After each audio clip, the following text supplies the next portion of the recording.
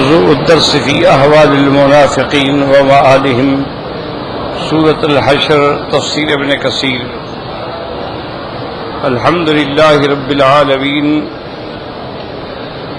والصلاة والسلام على أشرف الأنبياء وسيد المرسلين سيدنا محمد وعلى آله وأصحابه أجمعين. اللهم صل على سيدنا محمد وعلى آل سيدنا محمد كما صليت على إبراهيم وعلى آل إبراهيم في العالمين إنك حميد مجيد.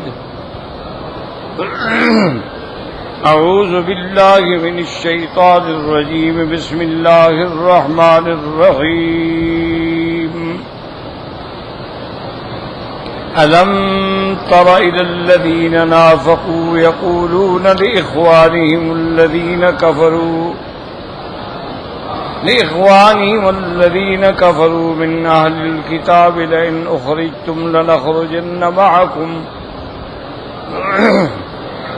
أخرجتم لنخرجن معكم ولا نطيع فيكم أحدا أبدا وإن قوتلتم لننصرنكم والله يشهد إن المنافقين لكاذبون والله يشهد إنهم لكاذبون. لئن أخرجوا لا يخرجون معهم ولئن قوتلوا لا ينصرونهم ولئن نصروهم ليولن الأدبار ثم لا ينصرون. لأنتم أشد رهبة في صدورهم من الله ذلك بأنهم قوم لا يفقهون. لا يقاتلونكم جميعا إلا في قرى محصنة أو من وراء جدر بأسهم بينهم شديد تحسبهم جميعا وقلوبهم شتى ذلك بأنهم قوم لا يعقلون. كمثل الذين من قبلهم قريبا ذاقوا وبال أمرهم ولهم عذاب أليم. كمثل الشيطان إذ قال للإنسان اكفر فلما كفر قال إني بريء منك إني أخاف الله رب العالمين. فكان عاقبتهما أنهما في النار خالدين فيها وذلك جزاء الظالمين. قال المؤلف والمفسر رحمه الله تعالى أدام النفع بعلومه وعلومكم في الدارين آمين إلى أن قال يخبر تعالى عن المنافقين كعبد الله بن أبي وأضرابه حين باسوا إلى يهود بن النذير يعدونهم النصر من أنفسهم. اللہ تبارک و تعالیٰ نے ان آیات میں خبر دی ہے منافقوں کے بارے میں، جیسے عبداللہ ابن ابی اور اس جیسے جب انہوں نے بنو نذیر کے پاس اپنا پیغام بھیجا کہ ہم تمہارے ساتھ ہیں، بالکل نہ گھبرائیں،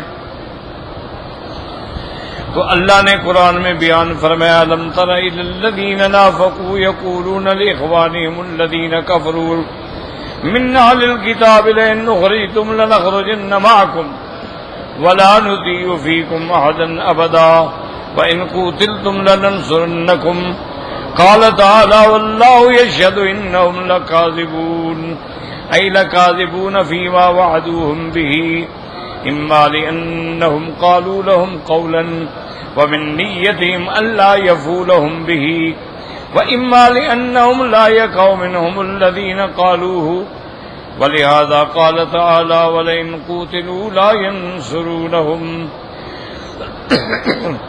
اللہ نے فرمایا کہ اللہ گواہ ہیں یہ جھوٹے ہیں، لَكَاذِبُونَ فِيمَا وَعَدُوهُمْ، یعنی یہ جھوٹ بول رہے ہیں جو ان کو مدد کا وعدہ کر رہے ہیں، یہ ایک ایسی بات کر رہے ہیں کہ دل کے اندر بھی یہ نیت نہیں ہے، یعنی ان کی نیت ہی نہیں ہے لیکن بس ظاہری طور پہ بات کر رہے ہیں۔ یا مانا پھر یہ ہوگا کہ جو کچھ انہوں نے کہا ہے وہ ایسا ہرگز نہیں ہوگا، انہوں نے کہا تھا کہ ہم تمہاری مدد کریں گے، اللہ نے فرمایا جھوٹے ہیں۔ وَلَئِنْ قُوتِلُوا لَا يَنْصُرُونَهُمْ أَيْ لَا يُقَاتِلُونَ وَهُمْ، اگر جنگ ہوئی ان کے ساتھ ہو کے نہیں لڑیں گے۔ وَلَئِنْ نَصَرُوهُمْ أَيْ قَاتَلُوا مَعَهُمْ، اگر ان کی مدد میں آئیں گے لَيُوَلُّنَّ الْأَدْبَارَ ثُمَّ لَا يُنْصَرُونَ۔ وَهَذِهِ بِشَارَةٌ مُسْتَقِلَّةٌ بِنَفْسِهَا، اب اللہ نے مسلمانوں کو خبر دی کہ پہلے تو یہ ان کی طرف سے لڑیں گے ہی نہیں، اور اگر آئے بھی تو یہ پیٹھ دے کے بھاگیں گے، آپ ان کا کوئی فکر نہ کریں۔ اور اس کے بعد اللہ پاک نے ارشاد فرمایا انتم اشد رہبۃ فی صدورہم من اللہ ای یخافون منکم اکثر من خوفہم من اللہ۔ اللہ نے فرمایا یہ کیسے بدبخت ہیں، اللہ سے نہیں ڈرتے، اللہ کے بجائے تم سے زیادہ ڈر رہے ہیں۔ جیسے کہ اللہ پاک نے دوسرے مقام میں فرمایا فریق منہم یخشون الناس کخشیۃ اللہ او اشد خشیہ، یہ ایسی جماعت ہے کہ اللہ کے ڈرنے کے بجائے لوگوں سے زیادہ ڈر رہے ہیں۔ وَلِهَذَا قَالَ تَعَالَىٰ ذَلِكَ بِأَنَّهُمْ قَوْمٌ لَا يَفْقَهُونَ، ان کو سمجھ ہی نہیں ہے، تو ڈرنا تو اللہ سے چاہیے، اللہ سے تو ڈر نہیں رہے اور مسلمانوں سے ڈر رہے ہیں۔ ثم قال تبارک وتعالی لا يقاتلونكم جميعا الا في قرى محصنة او من وراء جدر، یعنی انہم من جبنہم وحلئہم لا يقدرون على مواجهة جيش الاسلام بالمبارزة والمقابلة بل اما في حصون او من وراء جدر محاصرين ويقاتلون للدفع عنهم ضرورة۔ اللہ نے فرمایا کہ یہ ایسی بزدل قوم ہے، یہ کھل کر مسلمانوں کے مقابلے پہ لڑائی کے لیے آ ہی نہیں سکتے ہیں کہ آمنے سامنے آ کے لڑیں، یہ بالکل نہیں ہو سکتا ہے، بلکہ اگر یہ لڑیں گے بھی تو ایسے کہ قلعے کے اندر بند ہو جائیں گے دیواروں کے پیچھے سے، یعنی مدافعت کریں گے، جرأت نہیں کہ خود مقابلے پہ آ کے لڑیں۔ ثم قال تبارک وتعالی باسم بینہم شدید ای عداوتہم فیما بینہم شدیدۃ، ان کے آپس میں بھی بڑی دشمنیاں ہیں، یہ تو مسلمانوں کو دکھانے کے لیے اکٹھے ہو جاتے ہیں۔ کما قال تعالی وَيُذِيقَ بَعْضَكُمْ بَأْسَ بَعْضٍ وَلِهَذَا قَالَ تَحْسَبُهُمْ جَمِيعًا وَقُلُوبُهُمْ شَتَّىٰ أَيْ تَرَاهُمْ مُجْتَمِعِينَ فَتَحْسَبُهُمْ مُخْتَلِفِينَ وَهُمْ مُخْتَلِفُونَ غَایَةَ الْاخْتِلَافِ۔ اللہ نے فرمایا اب سمجھتے ہیں کہ یہ اکٹھے ہیں؟ بالکل نہیں، ان کا آپس میں بے انتہا اختلاف ہے اور بے انتہا دشمنی ہے۔ قال ابراہیم النخعی یعنی اہل الکتاب والمنافقین، کہ اہل کتاب اور منافقین کے درمیان میں ہر حال میں دشمنی ہے، یہ تو صرف آپ کی دشمنی میں اکٹھے ہوتے ہیں۔ ذالک بانہم قوم لا یعقلون۔ ثم قال تعالی کمثل الذین من قبلہم قریبا ذاقوا وبال امرہم، اب اللہ نے مثال بیان فرمائی کہ ان سے پہلے بھی ایک قوم ہے جن کو اللہ نے ان کے اعمال کی سزا دنیا میں دے دی، وَلَهُمْ عَذَابٌ عَلِيمٌ، اور آخرت کا عذاب دردناک ہے۔ قال مجاہد وسطی ومقاتل بن حیان کمثل ما اصاب کفار قریش یوم بدر، کہ جیسے یوم بدر والے دن اللہ نے کافروں کو سزا دی۔ وقال ابن عباس کمثل الذین من قبلہم یعنی یہود بنی قینقاع، اور حضرت ابن عباس فرماتے ہیں کہ اس سے مثال یہ ہے کہ بنی قینقاع بھی اسی طرح نکالے گئے، یہ بھی اسی طرح نکالے گئے۔ وقد قال قتادہ ومحمد بن اسحاق وهذا القول اشبه بالصواب فإن يهود بني قینقاع كان رسول الله صلی اللہ علیہ وسلم قد اجلاهم قبل هذا بنی قینقاع کو بھی حضور پاک نے نکالا تھا ان سے پہلے. وقوله تبارک و تعالی کمثل الشیطان اذ قال للانسان اکفر فلما كفر قال انی بریء منک ای مثل هؤلاء اليهود فی اغترارهم بالذین وعدوهم النصر من المنافقین وقول المنافقین لهم لئن قوتلتم لننصرنکم به ثم لما حقت الحقائق وجد بهم الحصار والقتال تخلوا عنهم واسلموهم للهلاکۃ. اللہ تبارک و تعالی نے فرمایا ان کی مثال ایسے ہے جیسے یہ یہود جو ہیں اور منافقین ایک دوسرے کو دھوکہ دے رہے ہیں، لیکن جب حقیقت کھل گئی، حصار مضبوط ہو گیا، منافقین الگ رہ گئے اور ان کو برباد ہونے کے لیے چھوڑ دیا. مثالهم ان کی مثال ایسی ہے کمثل الشیطان اذ قال اذ سول للانسان کہ شیطان جو ہے آدمی کو گمراہ کرتا ہے. العیاذ باللہ واذا دخل فیما سوله له تبرأ منه وتنصر وقال انی اخاف اللہ رب العالمین. اور جب انسان کو کفر میں ڈال دیتا ہے اور آدمی کافر بن جاتا ہے، کہتا ہے بھائی تم جانو، تمہارا کام جانے، میں تو اللہ سے ڈرتا ہوں، میرا تمہارا کوئی تعلق نہیں. وقد ذکر بعض ہنا قصۃ لبنی اسرائیل لبعض بنی اسرائیل ہی کل مثال لهذا المثل لا ان المراد ذواتها بالمثل بل هي منهما غیرها من الوقائع المشاکلۃ له. یعنی ایسی کئی مثالیں ہیں کہ شیطان آدمی کو ابھارتا ہے اور جب آدمی گناہ میں پڑ جاتا ہے کہتے یار تم جانو، تمہارا کام جانے، میں تو اللہ سے ڈرتا ہوں. قال ابن جرير حدثنا خلاد بن اسلم قال اخبرنا النضر بن شميل قال اخبرنا شعبة النبي اسحاق سمعت عبد الله بن حيك قال سمعت علي رضي الله عنه يقول ان راهبا تعبد 60 سنة وان الشيطان اراده فاعياه فعمد الى امرأة فاجنها ولها اخوة فقال لاخوتها عليكم بهذا القسط ويداويها قال وجاءوا بها إليه فداواها وكانت عنده وبينما هو يوم عندها إذا أعجبته فأتاها فحملت فعمد إليها فقتلها وجاء إخوتها وقال الشيطان للراهب أنا صاحبك إنك آييتني أنا صنعت هذا بك وأتيني أنجك مما صنعت بك فاسجد لي سجدة فسجد له فلما سجده قال إني بريء منك إني أخاف الله رب العالمین. حضرت علی رضی اللہ تعالی عنہ نے ذکر فرمایا ہے کہ پہلی امتوں میں ایک راہب تھا جس نے تقریباً 60 سال تک اللہ کی عبادت کی اور وہ بہت بڑا عابد زاہد تھا. اب شیطان نے ارادہ کیا کہ بھئی میں اس کو نہ اندھا کر کے دھوکہ دوں. اتفاق ایسا ہوا کہ فعمد الی امرأۃ، وہ شیطان جو تھا اس ایک عورت پہ جا کے مسلط ہو گیا، اس کو جن ہو گیا. اس عورت کے بھائی بھی تھے. جب وہ پریشان ہو گئے تو شیطان نے ان کو انسان کی شکل میں آ کے کہا کہ فلاں بزرگ جو ہے فلاں مندر میں فلاں کنیسہ میں، اس کے بعد تم اپنی بہن کو لے جاؤ تو ٹھیک ہو جائے گی. وہ علاج کے لیے اپنی بہن کو لے کر اس بزرگ کے پاس آ گئے تو اس بزرگ نے بھی اس پر پڑھائی وغیرہ شروع کی، وہ ٹھیک ہونے لگ گئی، بھائی مطمئن ہو گئے، وہ اسی کے پاس وہ عورت رہنے لگ گئی. کچھ عرصے کے بعد اتفاق ایسا ہوا کہ شیطان نے اس کے دل میں ڈالا یار خوبصورت عورت ہے، اکیلی ہے، پھر تمہارا کون نام لے گا؟ تو اللہ معاف فرمائے اس کی بزرگی جو تھی وہ ساری ختم ہو گئی اور اس نے زنا کیا. نتیجہ یہ نکلا کہ وہ عورت جو تھی وہ حاملہ ہو گئی.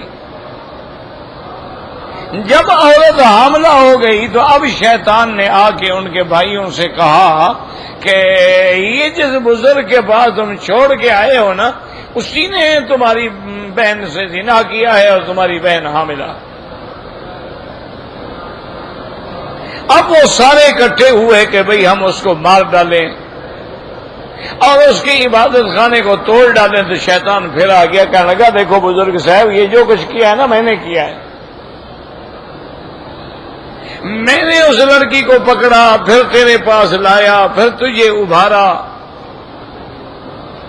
اب تمہارے بچنے کا کوئی حل نہیں ہے، ایک رستہ ہے کہ تم اگر مجھے خدا مان لو اور مجھے سجدہ کر لو، میں تمہیں بچا دوں گا۔ اب وہ اتنا ڈرا ہوا تھا کہ خدا جانے میرے ساتھ کیا ہوگا، اس نے شیطان کو سجدہ بھی کر لیا۔ جب پکی طرح کافر ہو گیا تو شیطان نے کہا کہ تم جانو تمہارا کام جانے، میرا تمہارا کیا تعلق ہے، میں تو اللہ سے ڈرتا ہوں، انی بریء منک، میں جا رہا ہوں، انی اخاف اللہ رب العالمین، میں اپنے رب سے ڈرنے والا ہوں۔ تو شیطان اس طرح لوگوں کو گمراہ کرتا ہے اور اس طرح ان کو ہلاکت کے اندر ڈالتا ہے۔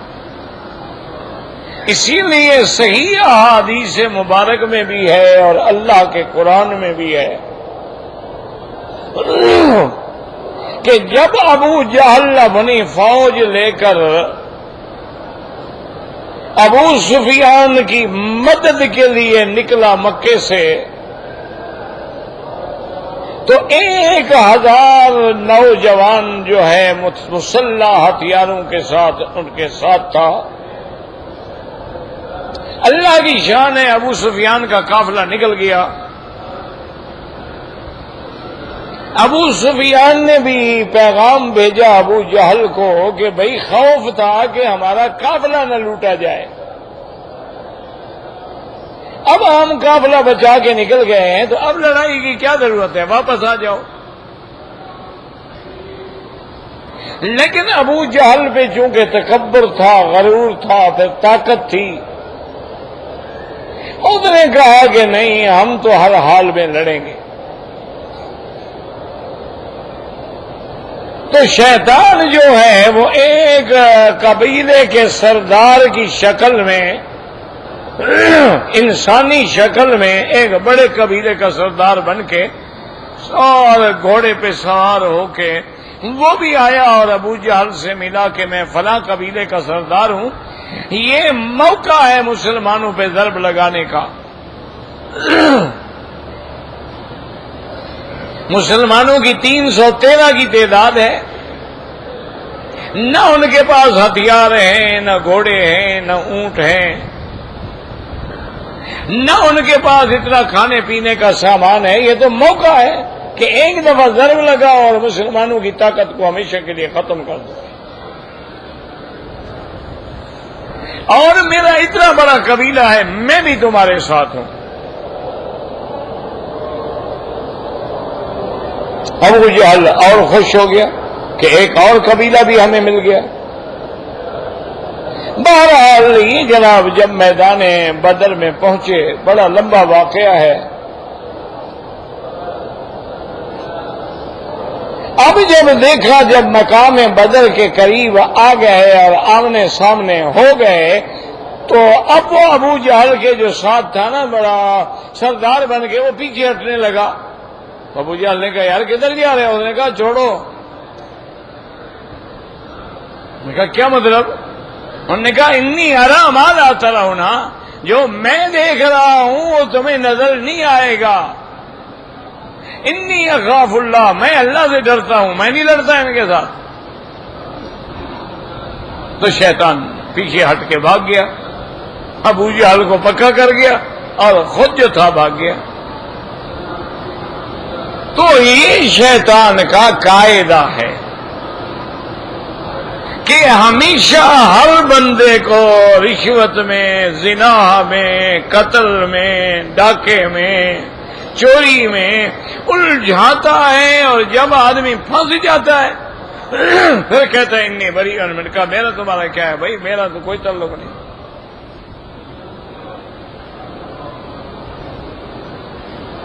اسی لیے علماء نے فرمایا ہے کہ سب سے بڑا دشمن جو ہے شیطان ہے، اس کے بعد سب سے بڑا دشمن جو ہے وہ تیرا نفس ہے۔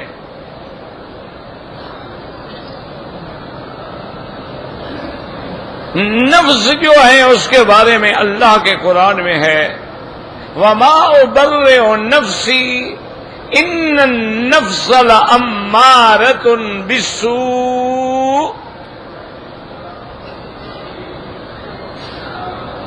ان النفس جملہ اسمیہ ان کے ساتھ ہے،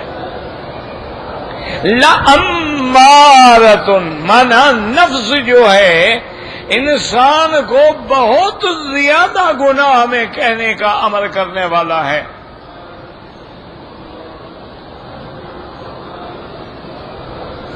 اس لیے علماء نے فرمایا کہ جملہ اسمیہ جو ہے یہ استمرار پہ دلالت کرتا ہے، یعنی نفس آدمی کو ہمیشہ گناہوں میں ڈالتا ہے، اور اسی لیے علماء نے کہا کہ السو جو ہے الف لام جو آیا ہے وہ جنس کے لیے ہے، یعنی ہر قسم کے گناہوں میں ڈالتا ہے۔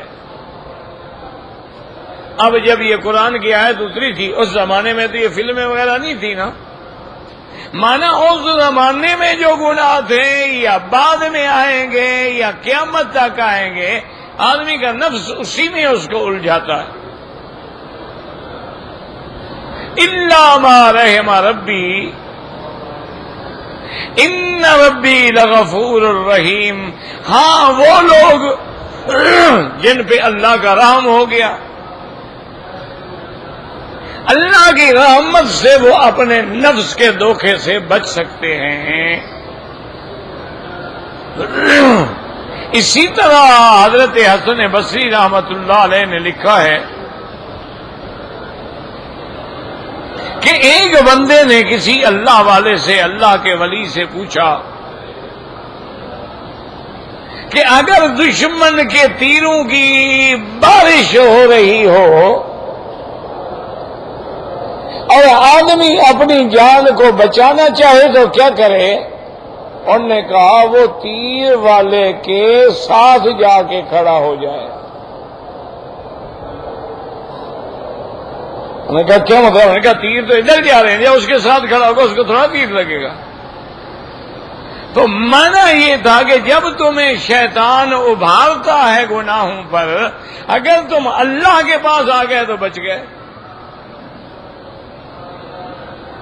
ورنہ دنیا کی کوئی طاقت تمہیں نہیں بچا سکتی۔ اور اسی لیے حکم ہے کہ جب شیطان تمہیں اغوا کرے، دھوکے میں ڈالے، گناہوں پہ ابھارے تو کہو اعوذ باللہ من الشیطان الرجیم، کیونکہ شیطان ایسا دشمن ہے انہ یراکم هو وقبیلہ من حیث لا ترونہم، وہ تمہیں دیکھ سکتا ہے، تم شیطان کو نہیں دیکھ سکتے ہو۔ اچھا تو جو دشمن نظر نہ آئے اس سے کیسے بچو؟ دیکھا ہے نا کئی دفعہ ایسا ہوتا ہے کہ بڑے بڑے بہادر آدمی ہوتے ہیں اور دروازے کی اوٹ میں ایک لڑکا ڈنڈا لے کے کھڑا ہوتا ہے، گیا مارا وہ گر گیا، کیوں؟ اس کو پتہ ہی نہیں ہوتا نا کہ میں جا رہا ہوں اپنے گھر میں، میرے دروازے کے پیچھے کوئی چھپا ہوا ہوگا۔ جو دو دشمن نظر نہ آئے وہ بڑا خطرناک ہوتا ہے۔ بڑے سے بڑا آدمی ہوتا ہے، جا رہا ہے، نیچے گڑا تھا، نظر نہیں آیا، گڑھے میں گیا۔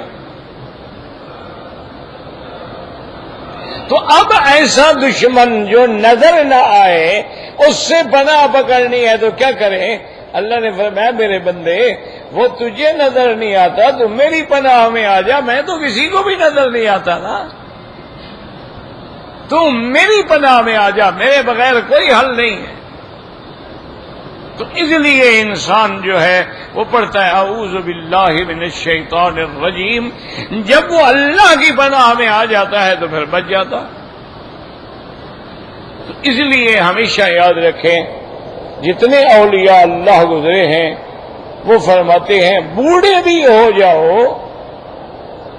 جتنا بھی عمر ہو جائے، لیکن شیطان کا حملہ ہر وقت رہتا ہے اور نفس کا حملہ بھی ہر وقت رہتا ہے۔ یہ نہ سوچنا کہ ہم بزرگ بن گئے، اب بڑی عمر ہو گئی، اب 70-80 سال پہ پہنچ گئے، اب جناب کیا ہوگا؟ نہیں، شیطان کسی وقت تمہیں بھڑکا سکتا ہے۔ اسی لیے اولیاء اللہ جو تھے وہ کبھی کسی عورت کے ساتھ علیحدہ نہیں بیٹھتے تھے، کبھی کسی عورت کے ساتھ ہاتھ نہیں ملاتے تھے، کبھی کسی عورت کو بیعت میں مصافحہ نہیں کرتے تھے، پردے کے اہتمام میں کہہ دیتے تھے کہ ہاں بس ہم نے آپ کو بیعت کر لیا ہے، اور وہیں بیٹھے بیٹھے فرما دیتے تھے کہ قرآن شریف پڑھا کرو، یہ پڑھا کرو، یہ پڑھا کرو، یہ پڑھا کرو، سامنے نہیں آتے تھے۔ اور خاص طور پہ جب آدمی کسی غیر محرم عورت کے ساتھ اکیلا ہوتا ہے تو تیسرا شیطان ہوتا ہے۔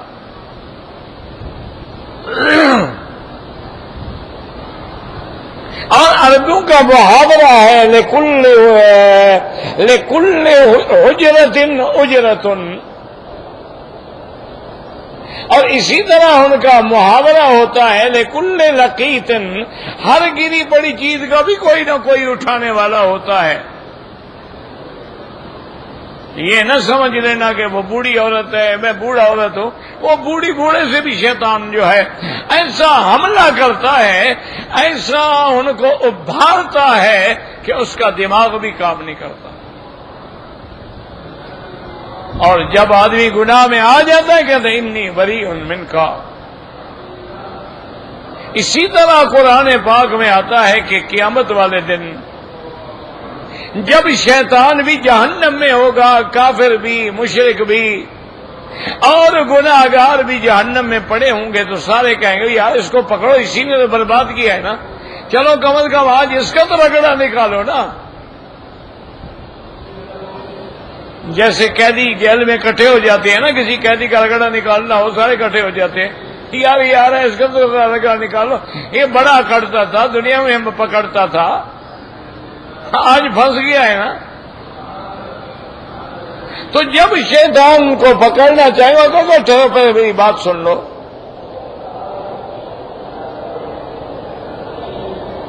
کہے گا بات سنو کہ پہلی چیز تو یہ ہے کہ میں نے تمہیں گناہ کی طرف بلایا، میرا تمہارے اوپر کوئی قبضہ، کوئی کنٹرول تو نہیں تھا۔ اللہ نے 1,24,000 پیغمبر بھیجا، وہ تمہیں ہدایت کی طرف بلاتے رہے، تم نے ان کی بات تو نہیں سنی، میرے اکیلے کی کیوں سن لی؟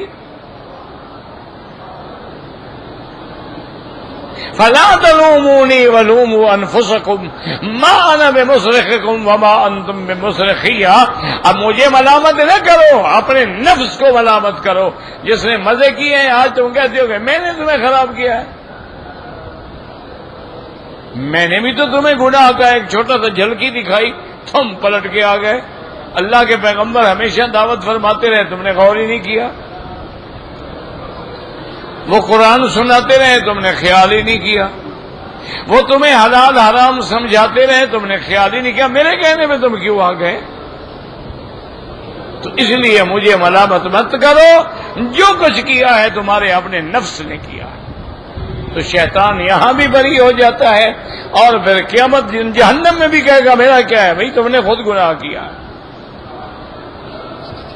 اس لیے مفسر رحمت اللہ علیہ فرماتے ہیں، وقال ابن جرير حدثني يحيى بن ابراهيم المسعودي قال حدثنا ابي عن ابيه عن جدي عن الأعمش عن معاذ بن عبد الرحمن ان عبد الرحمن بن يزيد عبد الله المسعود في هذا كمثل الشيطان اذ قال الانسان اكفر فلما كفر قال اني بريء منك انی اخاف اللہ رب العالمین۔ قال كان امرأة ترعى الغنم وكان لها 4 إخوة وكانت تاوي بالليل صومت رابع، قال نظر فوجد بها فحملت، کہتی ہیں کہ ایک عورت تھی، وہ بکریاں چراتی تھی، اس کے بھائی بھی تھے، لیکن وہ رات کو اس کنیسہ میں، گرجے میں آ جاتی تھی، وہاں رات کو رہتی تھی۔ تو ایک دن وہاں جو راہب تھا اس نے آ کے اس سے زنا کیا، وہ حاملہ ہو گئی۔ فاتح الشیطان وقال له اقتلها ثم ادفنها في النجر مصدق يسمع قال فقد رأى ثم دفنها قال فات الشیطان اخوتها في المنام۔ اب جب زنا کر بیٹھا، عورت حاملہ ہو گئی، اب پریشان ہوا کہ کیا ہوگا، شیطان آیا، اس نے کہا پریشان کیوں ہوتے ہو، اس کو قتل کر دو، دفن کر دو، تمہاری بات کو کون جھٹلائے گا، تمہیں مجھے کیا پتا کہاں ہے۔ تو اس نے اس عورت کو قتل کر دیا اور اس کو دفن کر دیا۔ شیطان نے جا کے اس کے بھائیوں کے خواب میں، دماغ میں بات ڈالی کہ تمہاری بہن جو ہے اس کو قتل کرنے والا فلاں راہب ہے۔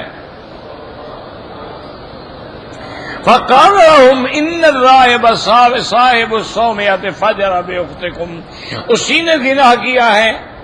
فلما احبلها، جب وہ حاملہ ہو گئی، قتلها، اس کو قتل کیا ہے، ثم دفنها فی مکان کذا و کذا، اور فلاں فلاں جگہ جا کے اس نے اس کو دفن کیا ہے، جا کے تلاش کرو۔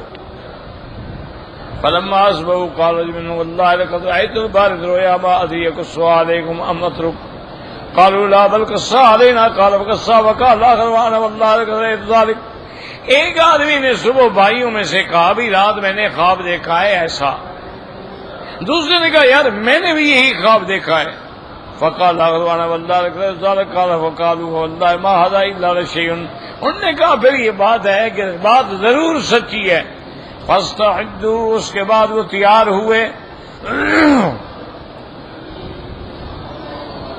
فانطلقوا فزادوا ملكهم على ذلك الراهب فأتوه فأنذروه ثم انطلقوا به فلقيه الشيطان فقال إني أنا الذي أوقعتك في هذا ولينجيك معه من غيري فاسجد لي سجدة واحدة وانجيك مما أوقعتك به فيه، قال فسجد وقال فما أتوا به ملكهم تبرأ منه وأخذ فقتل۔ اب وہ آئے تو شیطان پھر آ گیا، اس نے کہا دیکھو یہ سب کچھ میں نے کیا ہے، تم بچ نہیں سکتے ہو، اگر مجھے سجدہ کر لو تو میں تمہیں بچا دوں گا۔ تو اس کو سجدہ بھی کر بیٹھا، بدبخت کافر بھی پکا ہو گیا۔ وقد بعض مقام حافظہ ان هذا هو العبد برصیصہ، کہتے ہیں اس کا نام برصیصہ تھا، اللہ عالم۔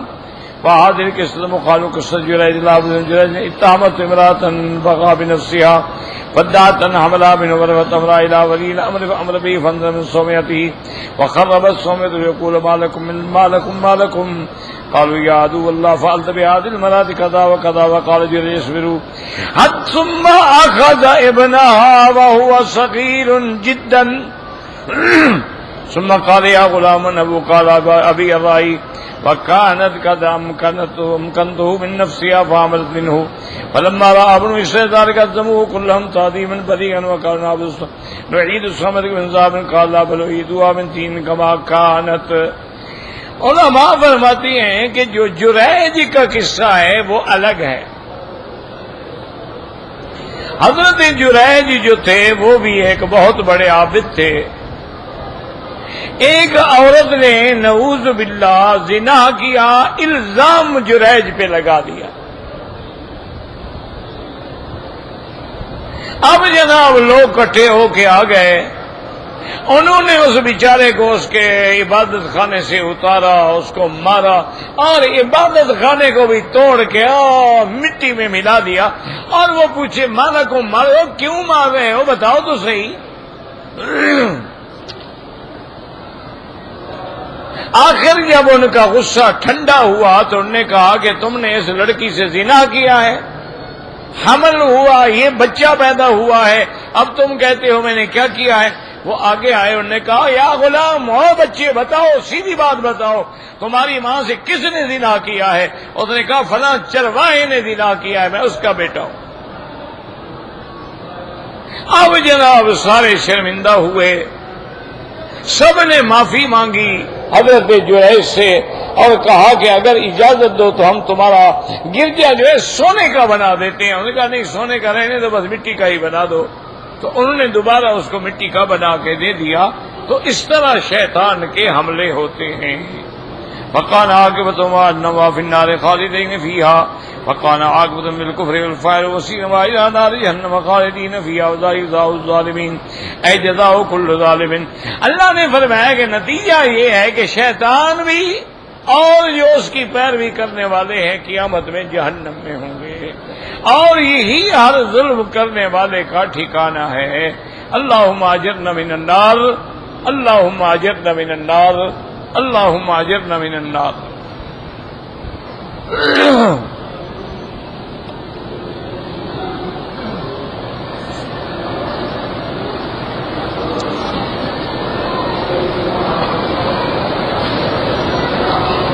اپنی بھانجی کے خامند کے ساتھ عمرے پہ نہیں آ سکتی. آپ کا کیا لگتا ہے؟ وہ آپ کا تو کوئی رشتہ نہیں.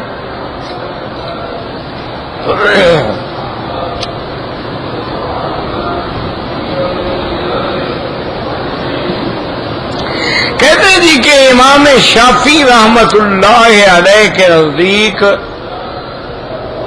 مس مر'a جو ہے یعنی عورت کے ہاتھ لگنے سے وضو ٹوٹ جاتا ہے، یہ مسئلہ صرف امام شافعی کا ہے، یاد رکھو.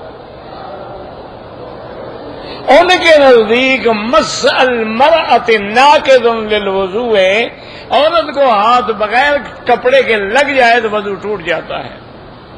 لیکن ائمہ ثلاثہ فرماتے ہیں کہ وضو نہیں ٹوٹتا. بہرحال احتیاط جو ہے وہ ضروری ہے، کیونکہ ایک امام کے نزدیک تو خطرہ ہے نا آخر، اور امام شافعی بھی ایک بہت بڑا آدمی ہے، تو آدمی احتیاط کرے. لیکن فتویٰ اسی پہ ہے کہ وضو نہیں ٹوٹتا. اور بعض علماء کرام نے اس پہ بڑی کتابوں میں بحثیں ہیں. بعض علماء فرماتے ہیں کہ مس مر'a جو ہے کیا وہ شہوت کے ساتھ ہے یا بغیر شہوت کے ہے. یعنی ایک آدمی طواف کرے ہاتھ لگ گیا، نہ اس کا خیال ہے نہ اس کا خیال ہے. ایک ہے کہ اس کے دل میں شہوت آئی کہ یار لڑکی تو بڑی خوبصورت ہے، ہاتھ بھی بڑے سفید ہیں اور نرم ہیں اور چمک رہے ہیں، پھر شہوت سے ہاتھ لگایا تو بعض علماء کہتے ہیں اس لیے وضو ٹوٹتا ہے. اور بعض علماء فرماتے ہیں کہ شہوت سے ہاتھ لگانا تو حرام ہے، لیکن اگر ہاتھ لگانے سے اس کا مادہ مزی جو ہے یعنی سفید قسم کا پانی نکل آیا تو اب وضو ہے، ورنہ وضو نہیں ہے. اور غسل جو ہے یاد رکھو، غسل ہوتا ہے جب مادہ منویہ یعنی منی نکلے،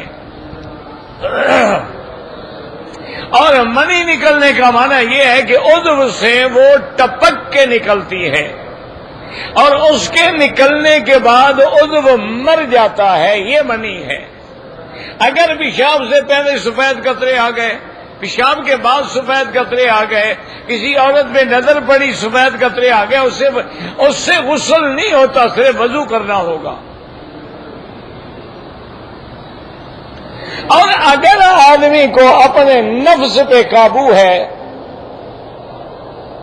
تو اپنی بیوی کو ہاتھ لگا لیتا ہے تو وضو نہیں ٹوٹتا ہے. اسی لیے حضرت عبداللہ ابن زبیر فرماتے ہیں کہ میں نے بی بی عائشہ سے آ کے مسئلہ پوچھا. بی بی عائشہ جو ہیں یہ حضرت عبداللہ ابن زبیر کی خالہ ہیں، وہ حبیبی اسما کے بیٹے ہیں، ان کی بہن کا بیٹا ہے. تو کہتے ہیں کہ میں نے آ کے پوچھا کہ اماں یہ مسئلہ بتلائیں کہ کیا کبھی ایسا واقعہ ہوا ہے کہ حضور پاک نے وضو فرمایا ہو اور وضو کے بعد کسی بیوی کو بوسہ دیا ہو اور اس کے بعد پھر آپ نے وضو کیا یا وضو نہیں کیا.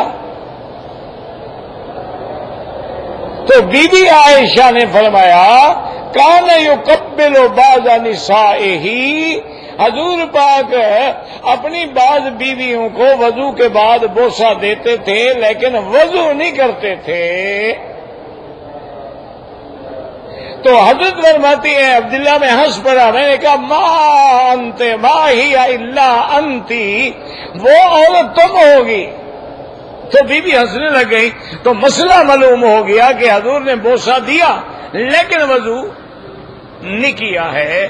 اور یہیں سے مسئلہ سمجھ دو کہ یہ جو ہمارے بعض نوجوان ہیں نا وہ کہتے ہیں کہ کان یرفع یدیہ, کہ حضور نماز میں رکوع کے وقت ہاتھ اٹھایا کرتے تھے, کانا استمرار کے لیے ہے.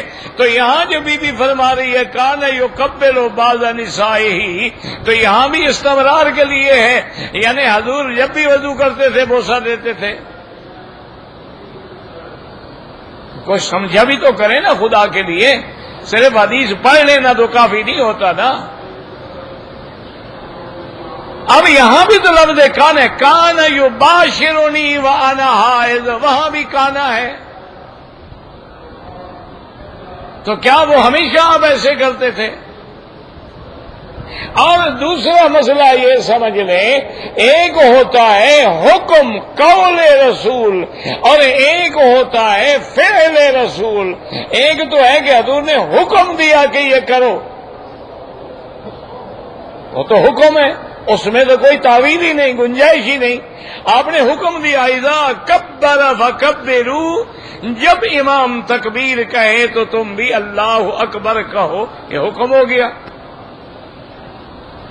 ایک ہے کہ فعل رسول ہے کہ حضور نے ایک کام کیا ہے, تو اب حضور کے اس کام کرنے سے زیادہ جواز ثابت ہوگا, وہ سنت نہیں ہوگا. بات سمجھو, جیسے حضور پاک نے اپنی بیوی کو وضو کے بعد بوسہ دیا تو ثابت ہو گیا جائز ہے, لیکن یہ سنت تو نہیں ہے کہ ہر آدمی وضو کرنے کے بعد پہلے بیوی کو بوسہ دینے جائے. حضور پاک نے کھڑے ہو کے پیشاب فرمایا, یہ ثابت ہے لیکن سنت تو نہیں ہے. تو اگر کوئی فعل ثابت ہے دیکھنا پڑے گا کہ اس پہ استمرار و دوام ہے یا نہیں ہے. جب تک استمرار و دوام نہیں ہوگا وہ سنت نہیں ہوگا. لہذا بہرحال عورت کے ہاتھ لگنے سے وضو نہیں ٹوٹتا, لیکن احتیاط کیا کریں. امام شافعی کے جو مقلد ہیں وہ ہمیشہ اپنے ہاتھوں میں دستانہ رکھ لیتے ہیں, کپڑا رکھ لیتے ہیں, تاکہ اگر اتفاق سے ہاتھ لگ بھی جائے رش ہے تو ان کا وضو نہ ٹوٹے. احتیاط اسی میں ہے.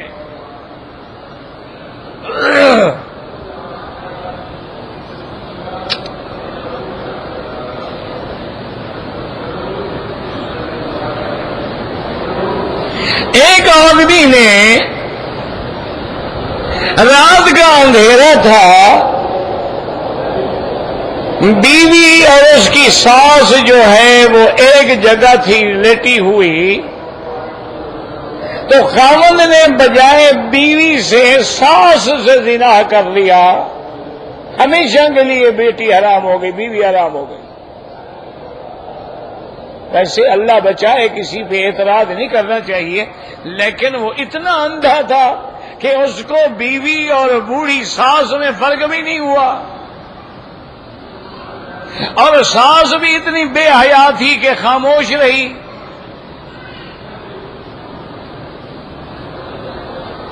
بہرحال اگر ایسا ہوا ہے, زنا تو بڑی بات ہے, شہوت سے ہاتھ بھی لگا دے تو بیوی حرام ہو جاتی ہے.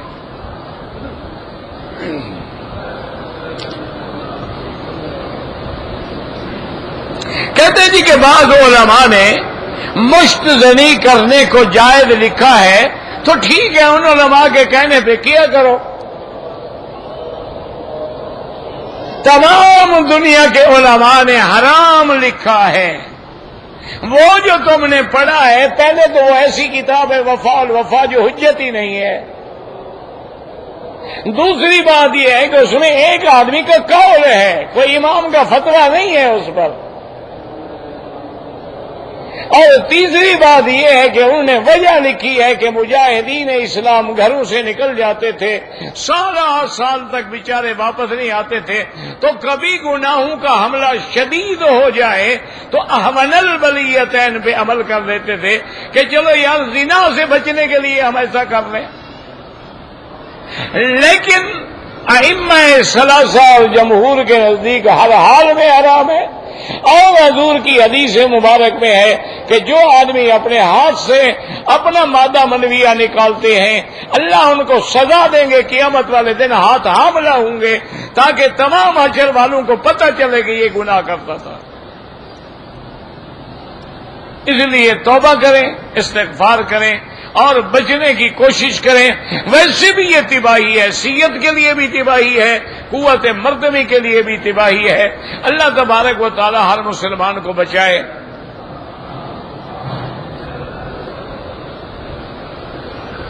کہتے ہیں جی کہ امام مالک نے وسیلے کے بارے میں شرح مواہب میں لکھا ہے، مواہب تو کتاب ہی ایسی ہے جس کا اعتبار ہی کوئی نہیں۔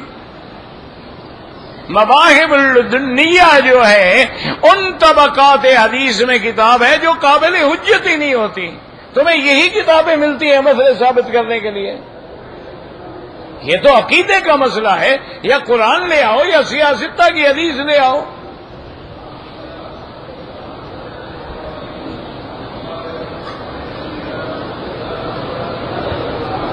سفید قطروں سے پتہ نہیں کون سے سفید کپڑے، یعنی مزی کے کپڑا نہیں پلیت ہوتا، ویسے بہتر ہے کہ دھو ڈالو۔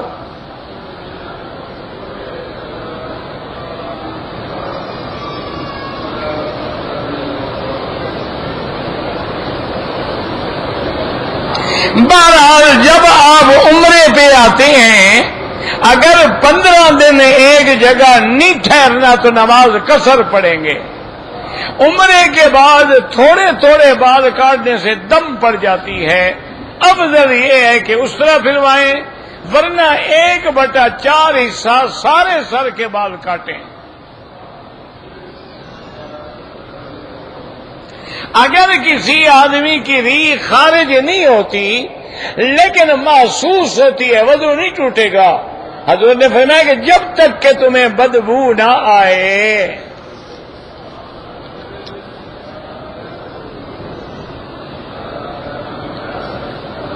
کہتے جی کہ یہ کہنا کہ مولویوں نے اور پیروں نے دین خراب کیا ہے، عوام پہ اس کا بڑا غلط اثر پڑتا ہے، تو عوام کے کوئی اچھا اثر بھی پڑتا ہے کسی بات کا؟ اللہ کے بندے ہر دور میں ہوتا آیا ہے، علماء حق بھی ہیں، علماء سو بھی ہیں، اسی طرح اللہ والے اولیاء اللہ بھی ہیں اور مداری بھی ہیں۔ خراب کرنے کا معنی یہی ہوتا ہے کہ جو لوگ اللہ والوں کی مسندوں پہ آ کے بیٹھ گئے اور وہ اللہ والے نہیں تھے، زاغوں کے تصرف میں عقابوں کے نشیبند، میراث میں آئی ہے انہیں مسند ارشاد، اور جو لوگ زبردستی مولوی بن گئے، بال بڑھا لیے، پگڑی پہن لی، ماشاءاللہ جبے کلے اوڑھ لیے، آتا واتا کچھ نہیں، لوگ سمجھتے ہیں مولوی ہیں، لوگوں کو گمراہ کر رہے ہیں۔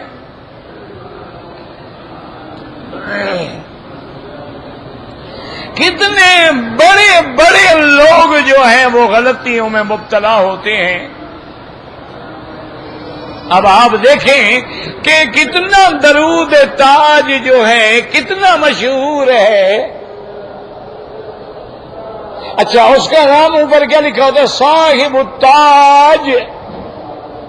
صاحب التاج کون ہے؟ یعنی محمد مصطفیٰ۔ تو کیا حضور نے تاج پہنا کبھی؟ نہیں، آپ مجھے بتا دیں، حضور بادشاہ تھے؟ حضور پاک نے بادشاہت اختیار کی، آپ باقاعدہ تاج پہن کے بیٹھتے تھے۔ حضور پاک نے تو تاج کے بارے میں ٹوٹنے کی خبر دی، آپ نے فرمایا کہ لا کسرا بعدہ، اب جب کسرا ختم ہوگا اس کے بعد کسرا نہیں ہوگا۔ اب مجازن کہو کہ جی اس نے حضور پاک کی پگڑی مبارک کو تاج کہا ہے، تو اب یہ حقیقت مجاز کون سمجھے گا؟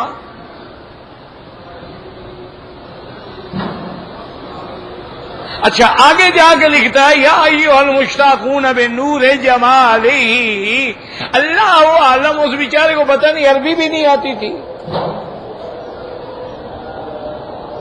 وہ اللہ کے بندے اگر اشتاقہ ہو تو اس کے بعد صلہ الہ ہوتا ہے، بے نہیں ہوتی، یا تو لفظ ہوتا مشتاقون الی نور جمالہ، بنور جمالہ کیسے ہو گیا؟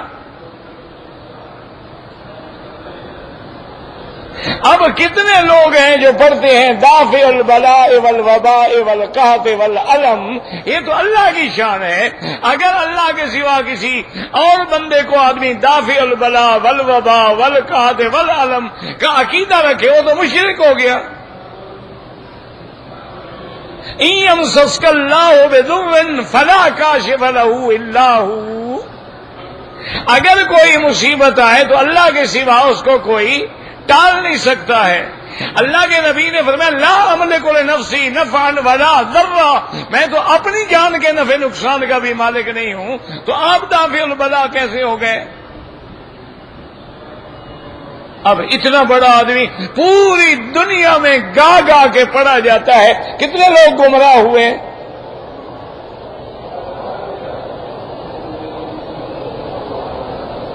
اب یہ کہے جی کہ وہ حقیقی مراد نہیں تھا بلکہ مجازی مراد تھا، تو اب یہ حقیقت اور مجاز کے پردے جو ہیں ایک عام آدمی کیسے سمجھے گا؟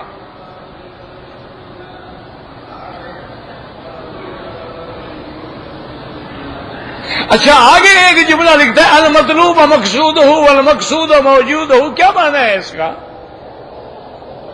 یہ تو کلامی لغو ہے، اتنا بڑا آدمی کیا لکھ رہا ہے؟ تو اسی لیے یاد رکھیں کہ جب پیر یا مولوی غلطی کرتا ہے تو لاکھوں بندے گمراہ ہو جاتے ہیں۔ اسی لیے حضرت محمد علی جوہر رحمت اللہ علیہ، جن کو دنیا علی برادران کے نام سے جانتی ہے، وہ فرماتے تھے کہ میرا بس چلے تو میں عطا اللہ شاہ بخاری کو تقریر سے بند کر دوں۔ لوگوں نے کہا حضرت کیوں؟ فرمایا ایسا آدمی خدا نہ خواستہ بھٹک گیا تو کروڑوں لوگ گمراہ ہو جائیں گے۔ تو میرا بھائی یہ نہیں ہوتا کہ مولوی اچھے بھی ہیں، پیر اچھے بھی ہیں جن کی وجہ سے یہ دین پھیل رہا ہے، لیکن ان کا نام لے کر آج جو ڈاکو بیٹھے ہوئے ہیں، جو ٹی وی پہ بیٹھے ہوئے ہیں، ایک منٹ میں آنکھیں بند کر کے استخارے کر رہے ہیں، یہ کہاں کے مولوی ہیں؟ حضور فرماتے ہیں استخارہ 1 رات 2 رات 3 رات 4 رات 5 رات 6 رات 7 رات تک کرو، اور یہ 1 منٹ میں دیکھ لیتا ہے۔ اور اسی طرح یاد رکھو، جو آدمی تم سے پوچھے نہ کہو توید لینا ہے، وہ کہے اپنا نام بتاؤ اور ماں کا نام بتاؤ، سمجھ جانا کہ یہ ساحر ہے، یہ عالم نہیں ہے۔ اگر باپ کا نام پوچھے گا تو وہ عالم ہے۔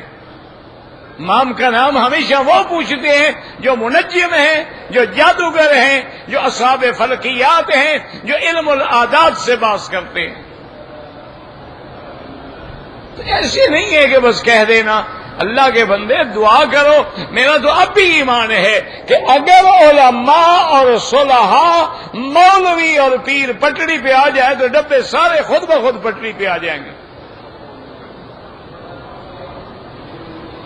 یہاں ایک بہت بڑے پیر صاحب تھے، اب تو فوت ہو گئے، اللہ ان کی قبر پہ رحمتیں کرے، بہت بڑی پاکستان میں ان کی گدی ہے۔ اچھا ان کے جو مرید ہیں نا وہ سارے کروڑوں پتی ہوتے ہیں اور سارے سودی کاروبار کرتے ہیں۔ میں ان کو ہوٹل میں ملنے گیا، میرا کوئی تعارف نہیں تھا، لیکن میں نے بہرحال اطلاع بھیجی، اللہ ان کی قبر پہ رحمت کرے، بڑے احترام سے ملے، بیمار تھے، کھڑے نہیں ہو سکتے، کھڑے ہو گئے۔ سارے مرید خلیفے مجھے گھور گھور کے دیکھ رہے ہیں، کون آ گیا جن کے لیے ہمارا پیر صاحب کھڑا ہو رہا ہے. تو انہوں نے فرمایا بس تم جاؤ اپنا کام کرو، مجھے ان سے بات کرنے دو. میں نے سلام کیا، بیٹھا رہا. میں نے کہا حضرت صرف ایک درخواست کرنے آیا ہوں، آپ کے جتنے مرید ہیں میرے معلومات میں 90% سودی کاروبار کرتے ہیں. اگر آپ ان کو اتنا کہہ دیں نا کہ بھئی اگر سودی کاروبار کرو گے آئندہ میں تمہارے گھر کا کھانا بھی نہیں کھاؤں گا، تمہارا ہدیہ بھی قبول نہیں کروں گا، تو آپ کے ایک کلمے سے لاکھوں بندے اس لعنت سے بچ جائیں گے.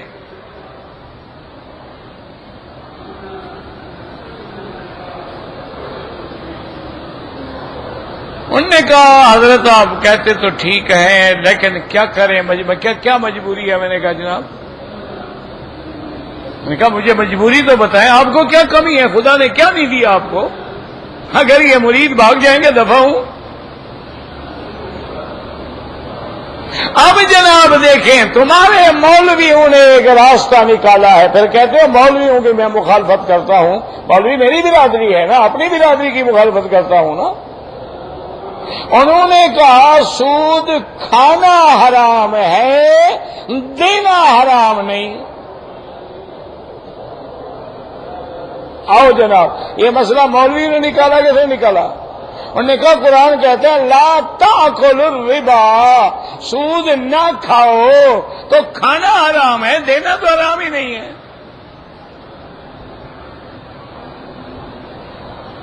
اگر اس نے حدیث مصطفیٰ پڑھی ہوتی کبھی گمراہی نہ کرتا.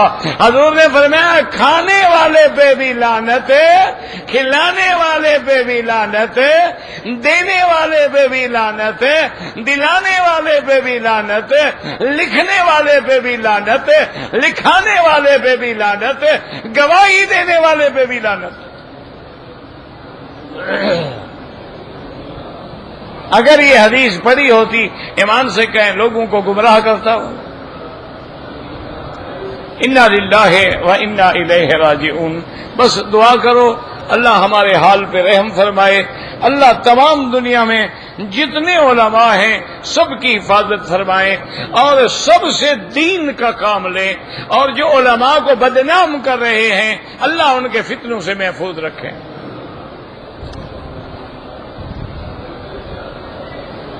شیطان نظر نہیں آتا ہے، وہ دوسروں کی شکل میں آتا ہے. انسان کی کیا غلطی؟ اللہ نے پہلے بتا دیا ہے کہ شیطان ہر شکل بن سکتا ہے. جب کوئی بری بات کہے سمجھ لو شیطان ہے. نظر کیوں نہیں آتا ہے؟ نہ آئے نظر. ایک آدمی کہتے یار چلو نماز پڑھیں، تو کہتے چھوڑو یار فلم دیکھنے چلیں، صاف سمجھ لو گے شیطان ہے. کیا مشکل ہے سمجھنا؟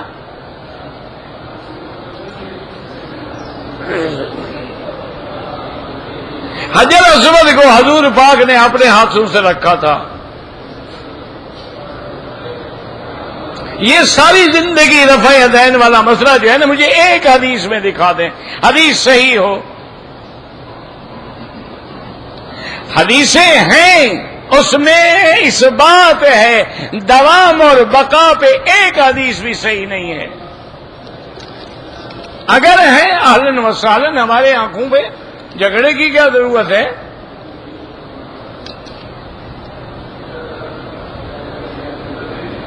تیری حسرتوں میں سجاتے سجاتے پتہ نہیں کیا ہے، تم جانو تمہارے کام جانے. حرمین شریفین میں ہمارا مسلک ہے، اچھی بات ہے. حرمین میں تو امام جو ہے 20 رکعتیں پڑھتے ہیں. کس نے کہا آپ کو کہ 8 پڑھتے ہیں؟ یہ اندھے ہیں سارے لوگ جو مکے مدینے میں آتے ہیں تراویح پڑھنے کے لیے. 20 پڑھی جاتی، امام 4 بدل جائیں تراویح کتنی پڑھی جاتی ہیں؟ یعنی مانا ہے امام دھوکہ دیتے ہیں، خود 10 پڑھتے ہیں تمہیں دھوکہ دیتے ہیں. انا للہ و انا الیہ راجعون. خدا کا خوف کرو ائمہ حرم پہ اعتراض کرنے سے. طلاق ثلاثہ تو جمہور امت کا فتویٰ ہے کہ 3 ہوتی ہیں. ویسے ایسا کرو ایک آدمی کو 3 تھپڑ مارو، کہو یار 1 ہے، کیا خیال ہے؟ تجربہ کر کے دیکھ لو. تھپڑ تو مارو 3 لیکن گنو 1.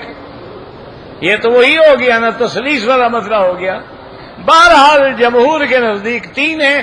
بعض علماء ایک مجلس میں اس کو 1 کہتے ہیں، وہ جانے اللہ جانے.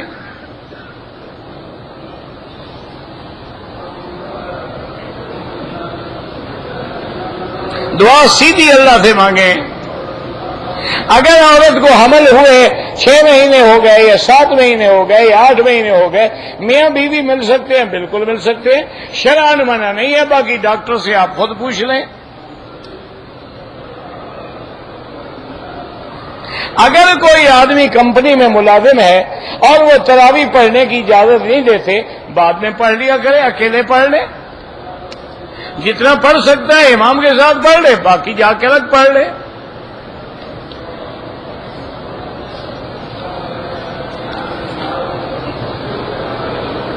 میدان عرفات میں حج کا احرام نہیں باندھا جا سکتا. حج کا احرام حد حرم سے باندھا جائے گا. آدمی کے پاس اگر صرف ایک ہی قمیض ہے تو نیچے قمیض کو باندھ لے، کوئی بات نہیں.